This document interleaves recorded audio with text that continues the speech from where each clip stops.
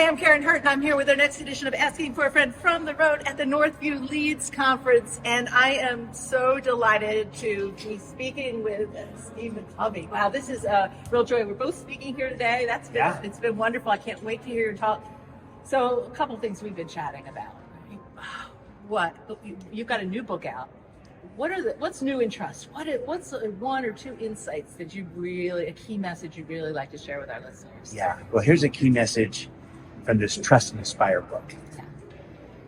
It's possible to have two trustworthy people working together, both trustworthy, and yet no trust between them, if neither person is willing to extend trust to the other, to give it. So for us to have trust, if the outcome we want is trust, a high trust team, high trust culture, yes, we have to be trustworthy. We earn that. But we also have to be trusting.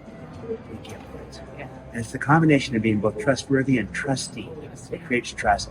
I find bigger gap in creating trust on teams and organizations is less that people aren't trustworthy, although sometimes that's the case. And it's more often that we're not trusting. Somebody needs to go first, right? Somebody needs to go first. Yeah. Leaders go first. We're the first in leading out and trusting others.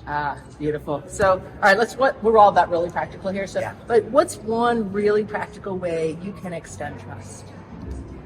It's to be intentional and deliberate about it. So you go to someone, you say, hey, I trust you because, and you share why you trust them. And then when you extend that trust, if you build the agreement together around the trust being extended with clear expectations, you're creating clarity. Right. Which I heard you brilliantly talk about today, creating clarity. So you clarify expectations, you mutually agree to a process of accountability to those expectations, and in effect, we're building an agreement together around the trust being given. That way the person feels empowered, and you don't have to hover over micromanagement because they're accountable to those expectations. They hold themselves accountable to it. They report back on it to you. You haven't lost control. You just shifted the control from you hovering over someone to the agreement providing the control. They're accountable to and report back on to you. So they feel empowered. You feel you still have control. They perform better. They feel involved in the process, and they feel trusted. Love it. I absolutely love it. All right, just real quick. I know this is not a quick question, but I can't tell you how many people I'm talking to right now are saying, how do we rebuild trust? And because there's been it's been a rocky couple of years, right? And so trust, a lot of people are struggling, right? So I got to start over. I got to reset. How do I do that? Yeah. Here's the key principle. You can't talk your way out of the problem that you behaved your way into. Yeah. So if we've lost people's trust for our behavior, words alone won't get it back. Yeah. The only way to get it back is to behave our way back into trust, just like you behave your way out of it. Now, it'll take you longer. It's not as easy to restore as it is to establish the first time.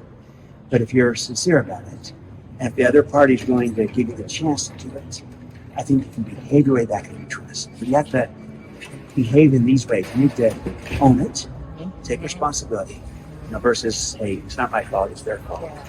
You got to right the wrong as best you can.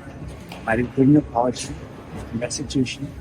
You got to clarify expectations going forward of what you're going to try to do to regain the trust. And then you got to do what you just said you were going to do.